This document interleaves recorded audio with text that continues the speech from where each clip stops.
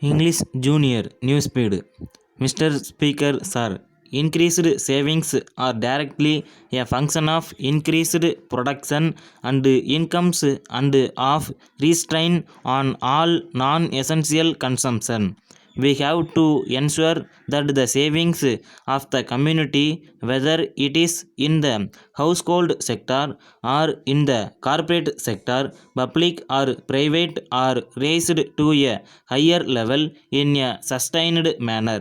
It is equally necessary to capture a larger proportion of the savings for the public sector in order to undertake priority investments as also to sustain public consumption on essential social outlays such as education, health, water supply, nutrition, etc. The necessary effort for resource mobilization can be undertaken and sustained to an adequate extent only if the burden of sacrifice is equitable and the weaker sections of the people protected for both growth and social justice. Price stability is an essential infrastructure.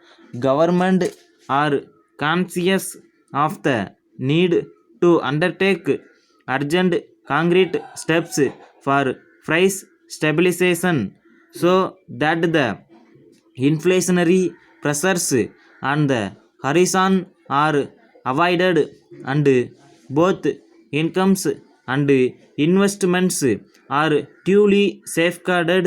We have to particularly emphasize price stability because cost and price increases that have taken place since the plan was formulated are themselves likely to result in shortfalls in the plan in real terms as to original financial outlays.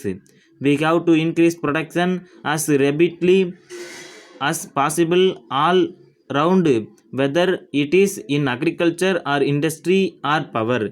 Results can be achieved in the short term only if highest priority is given to better utilization of capacity for which there is great scope and potential in each of these areas. We are engaged in detailed exercises for identifying the measures necessary to increase output in public and private sector industries. On the basis of these inquiries, necessary steps will need to be implemented in a time bound manner. At the same time, we will have to improve our procedures and our capacity for creating new starts in investment wherever it is required. Our detailed examination of the plan has pinpointed areas in which creation of additional capacity is absolutely necessary. This will have to be followed up.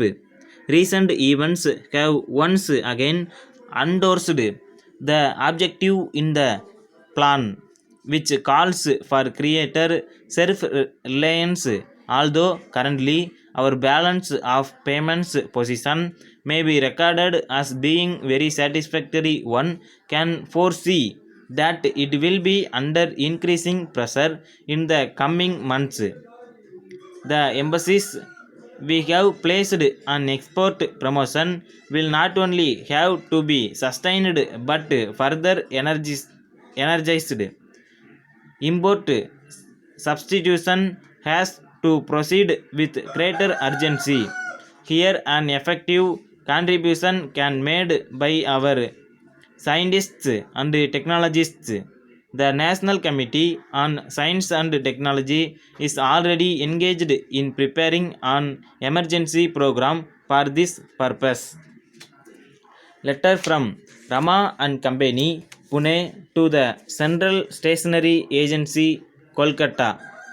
Dear Sirs, we regret very much to learn that the consignment of ink sent by us against your order of the third instant has been found to be of a quality inferior to that ordered by you.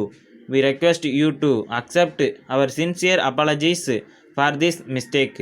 In this connection, we should like to point out that the wrong supply was unintentional and it was due to an error in our stores department and receipt of your complaint. In regard to the plans of the state governments for the coming year, we have formulated certain new guidelines in regard to their levels of outlay and the assistance from the sender needed to support these levels. It is imperative that state governments should ensure greater financial discipline by completely avoiding overdrafts hereafter and make an increased effort for mobilizing additional resources. Yours truly.